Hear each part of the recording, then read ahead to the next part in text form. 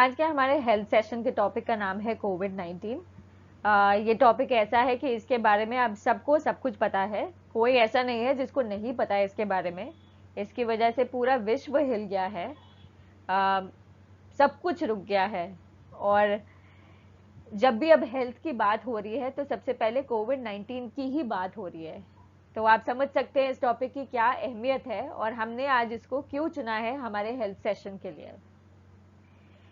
आज हम इस सेशन में जानेंगे कि कोरोना वायरस क्या है, ये कैसे फैलता है, कोविड-19 के क्या लक्षण है, हम इनसे कैसे बच सकते हैं, हमें क्या करना चाहिए और क्या नहीं करना चाहिए। तो आइए शुरू करते हैं। वायरस क्या है? वायरस शब्द लैटिन भाषा से आया है जिसका अर्थ है विष या जहरीला। वायरस बहुत छोटे होते हैं, वे पूरे सेल भी नहीं होते।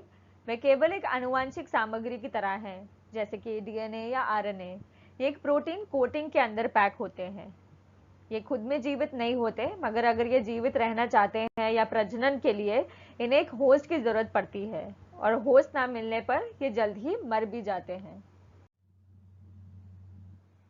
वायरस जो है उनका एक बहुत बड़ा परिवार है जिसमें कोरोना वायरस भी आता है, और कोरोना वायरस का भी बहुत बड़ा परिवार है। यानी कि कोरोना वायरस में भी कई तरह के टाइप के कोरोना वायरस भी है जो मनुष्यों में बीमारी का कारण बनते हैं, जैसे कि आम सर्दी, मध्य पूर्व श्वसन सिंड्रोम और गंभीर तीव्र श्वसन सिंड्रोम। सबसे हाल ही में जो खोजा गया वायरस है जो पूरे विश्व में अभी सब कुछ रोक कर बैठा है, वो है कोरोना वायरस, जिसके बारे में आज हम जानेंगे और हम कुछ चीजें सीखेंगे इसके बारे में। तो अब जानते हैं कोविड-19 क्या है। कोविड-19 एक बीमारी है जो इस कोरोना वायरस की वजह से होती है।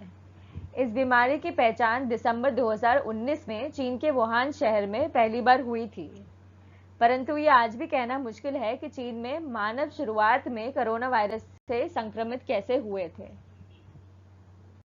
ऐसा अक्सर देखा गया है, जब तक किसी चीज के स्रोत की पहचान नहीं होती उस पर नियंत्रण पाना मुश्किल हो जाता है। जैसा कि इस कोरोना वायरस में हो रहा है। कोरोना वायरस की जब से पहचान हुई है, मगर तब से उसके स्रोत का मगर पता नहीं लग पा रहा है, तो इस वजह से इस पर नियंत्रण पाना भी मुश्किल हो रहा है। जैसा कि हम देख रहे हैं कि कोरोना वायरस पूरे विश्व में फैला हुआ है और कोई भी अभी तक कोई भी जो देश है वो इस पर पूरी तरह से नियंत्रण पाने में कामयाब नहीं हो पाया है। यह वायरस अभी तक जब से ये शुरू हुआ है दिसंबर में, तब से लेकर अब तक ये 188 देशों में फैल चुका है। तो कोविड-19 फैलता कैसे है? कोविड-19 जैसा कि हमने पिछले सेशन में देखा जो संक्रामक रोग पे था, कोविड-19 एक संक्रामक रोग है और ये दो तरीकों से फैलता है। पहला है प्रत्यक्ष और दूसरा है अप्रत्यक्ष, जिसका मतलब है अगर किसी संक्रमित व्यक्ति की छींक या खांसी से उत्पन्न बूंदें अगर हम पर सीधे आके गिरती हैं तो वो होगा सीधा संचारण, प्रत्यक्ष रूप। इसके विपरीत अप्रत्यक्ष रूप का मतलब है अगर उन बूंदों से दूषित कोई भी वस्तु अगर हम छूते हैं, जैसे कि दरवाजों के हैंडल, किताबें या मेज या कॉपी पेंसिल इत्यादि, और उनको छूने के बाद जब हम अपने आंख, मुंह और नाक को छूते हैं तो वो हमें इनडायरेक्टली हम उससे संक्रमित हो जाते हैं, जिसे हम अप्रत्यक्ष रूप से संक्रमित होना भी कहते हैं। तो कोविड-19 के लक्षण क्या हैं? अभी तक वैसे तो हम सभी जान चुके हैं बहुत अच्छे से कि इसके क्या लक्षण हैं, मगर आइए एक बार फिर रिवीजन कर लें और जान लें कि हमें इन सब लक्षणों के बारे में पता है या नहीं है। तो पहला है बुखार, थकान होना, सूखी खांसी, कुछ मामलों में दर्द भी होती है मांसपेशियों में, नाक बंद, बहती नाक, गले में खराश, दस्त, सांस लेने में कठिनाई, सूंघने व स्वाद की क्षमता का कम होना। जहां तक कोविड-19 की बात है, WHO और बाकी जो हेल्थ से संबंधित संस्थाएं हैं वो अभी भी इस पर काम कर रही हैं, क्योंकि जैसे जैसे इस बीमारी का प्रकोप बढ़ रहा है वैसे वैसे इसके लक्षण भी बदल रहे हैं। तो जो लिस्ट अभी हमारे पास है या जिन लक्षणों के बारे में अभी हम जानते हैं उसमें बदलाव आ रहे हैं, जो भी धीरे धीरे, उसके बारे में WHO हमें टाइम के साथ अपडेट भी करते जा रहे हैं। तो अगर हम इन पर अपनी नॉलेज अप टू डेट रखना चाहते हैं तो हमें WHO और हमारे जो स्थानीय हेल्थ ऑफिशियल्स हैं या वेबसाइट्स हैं उनके टच में रहना चाहिए, ताकि हमें इन पर अपडेट मिलता रहे। ये लक्षण आमतौर पर हल्के होते हैं और धीरे धीरे शुरू होते हैं। कुछ लोग संक्रमित हो जाते हैं लेकिन कोई लक्षण विकसित नहीं करते और अस्वस्थ महसूस नहीं करते। वृद्ध लोग की जहाँ तक बात है, और स्पेशली जिन्हें पहले से ही रक्तचाप, हृदय रोग, मधुमेह जैसी समस्याएं हैं, या वो लोग जिन्हें सांस की बीमारी है, उनमें ये कहा जा रहा है कि ये बीमारी गंभीर रूप ले सकती है। पर इसका मतलब ये नहीं है कि हमें डरना चाहिए, क्योंकि जहाँ तक हमने देखा है लगभग 80% लोग जो हैं वो बिना किसी विशेष उपचार के इस बीमारी से उबर जाते हैं। अब हम जानेंगे कि हम अपने को कैसे सुरक्षित रख सकते हैं इस बीमारी से, जो 2 पार्ट्स में डिवाइडेड है। हम पहले जानेंगे कि हमें क्या करना है और फिर हम जानेंगे कि हमें क्या नहीं करना है। और क्या करना है वो भी हम 2 स्तर पे जानेंगे कि कैसे करना है। पहला है व्यक्तिगत स्तर पे, दूसरा है परिवार और समुदाय के स्तर पे हमें क्या सावधानियां बरतनी है। तो पहले सबसे इंपॉर्टेंट चीज है कि जागरूक रखना अपने आप को। कोविड-19 से संबंधित ताज़ा जानकारी के लिए WHO की वेबसाइट और अपने स्थानीय स्वास्थ्य प्राधिकरण के साथ हमें चेक करते रहना चाहिए।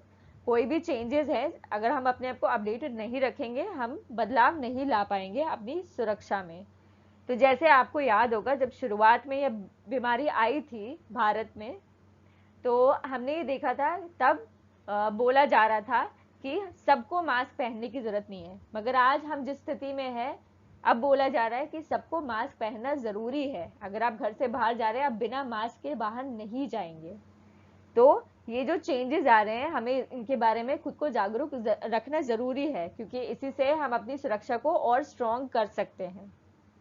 दूसरा इंपॉर्टेंट पॉइंट है हाथों को अच्छी तरह से धोना, बार बार धोना, 20 सेकंड तक धोना। WHO कहता है कि सबसे अच्छा तरीका हाथ धोने का है साबुन और पानी से।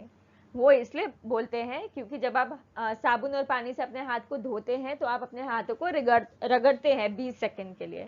तो रगड़ने से क्या होता है, जैसा कि मैंने पहले बताया, जो वायरस है वो खुद में जीवित नहीं है, वो जीवित है उस प्रोटीन कोटिंग की वजह से जो उसके ऊपर बनी हुई है। जब आप हाथों को रगड़ते हैं तो वो टूट जाती है और वायरस जो है वो मर जाता है। इसलिए साबुन और पानी को सबसे बेस्ट तरीका बताया गया है इस वायरस से अपने आप को सुरक्षित रखने के लिए। तो अगला इंपॉर्टेंट हमारा सेफ्टी प्रिकॉशन है सोशल या फिजिकल डिस्टेंसिंग का पालन करना। अपने और संक्रमित व्यक्ति के बीच में कम से कम 1 मीटर यानी कि 3 फीट की दूरी बनाए रखनी है। और जैसा कि मैंने पहले बोला, कुछ लोग एसिम्प्टोमेटिक होते हैं, यानी कि उनमें कोई आपको लक्षण नहीं दिखेंगे और वो अस्वस्थ महसूस भी नहीं करेंगे। तो हमें हमारी सेफ्टी के लिए, अगर हम नॉर्मल सिचुएशन में भी लोगों को मिल रहे हैं, हमें नहीं पता कि उनको वो संक्रमित हुए हैं कि नहीं हुए हैं, तो हमारी सेफ्टी के लिए ये बहुत इंपॉर्टेंट हो जाता है कि हम जिनसे भी मिल रहे हैं हमें 3 फीट की दूरी बनाए रखनी है। आंख, नाक और मुंह को छूने से हमें बचना है, क्योंकि ये 3 एंट्री पॉइंट्स है जिससे वायरस हमारे अंदर आता है। सुनिश्चित करें कि आप और आपके आसपास के लोग स्वस्थ स्वच्छता का पालन कर रहे हैं। ये मैंने पिछले सेशन में भी बताया था कि अगर आपको खांसी या छींक आ रही है तो आप अपनी कोहनी मोड़कर उसमें खांसें या छींकेंगे। अगर आप टिश्यू इस्तेमाल कर रहे हैं तो आप उसको यूज करके डस्टबिन में एकदम से फेंक देंगे। यदि आप अस्वस्थ महसूस कर रहे हैं तो आप घर पर ही रहें। किसी भी भीड़ भाड़ वाले इलाके में जाने से बचेंगे आप। स्कूल, कॉलेज या फिर काम पर आप नहीं जाएंगे, मंदिर मस्जिद नहीं जाएंगे। और ताज़ा कोविड-19 हॉटस्पॉट्स पर आप अपनी जानकारी को अपडेट रखेंगे और जितना हो सके उतना कोशिश करेंगे कि इन हॉटस्पॉट्स पे आप ना जाएं।